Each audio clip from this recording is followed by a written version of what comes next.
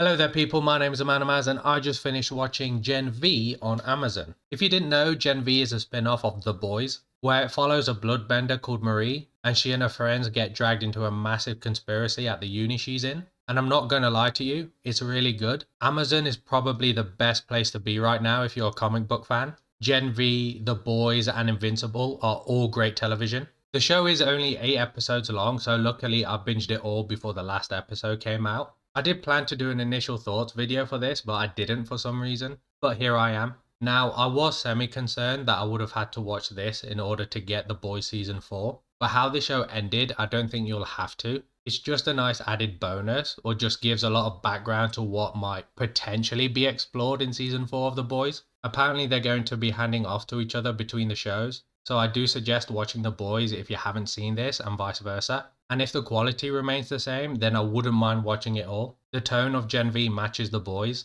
It's still full of swear words, blood, and a lot of sex, probably more so than The Boys in that part. You literally see a guy get his dick blown off and puppet sex. So yeah, it's still a bit weird.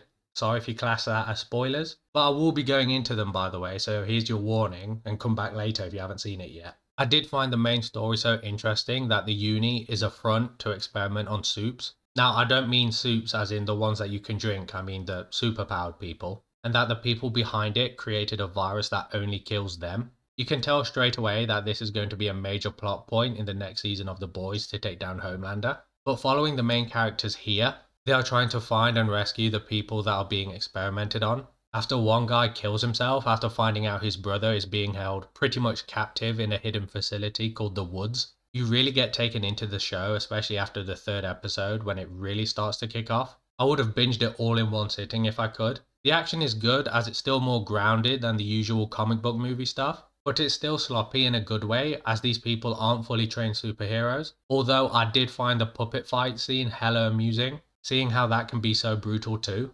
Marie I thought was a great lead, seeing how she's come from such a shit background to get into a good uni, only to get dragged into this mess, makes for a good story arc for the character, and the chemistry she has with basically all of her classmates is really good. Andre the metal bender I thought was pretty cool, and they left him with such a good future story arc that could be very interesting, as the more he uses his powers, the more it fucks with his brain, and he could get a stroke or seizure. So I do look forward to see how he deals with that in future seasons. Kate I thought was a compelling character considering what she went through, and seeing her slowly turn into a bad guy was a nice twist to the show. The show does have some major cameos, the main one being Homelander showing up to, air quotes, save the day, and Butcher has a post-credit scene but that doesn't really go anywhere. Overall, it is a really good show and a great addition to the Boys universe. I do recommend checking it out if you can, especially if you're a fan of the franchise or want a more mature comic book story. If I had to give it a rating, it would be an 8.5 out of 10.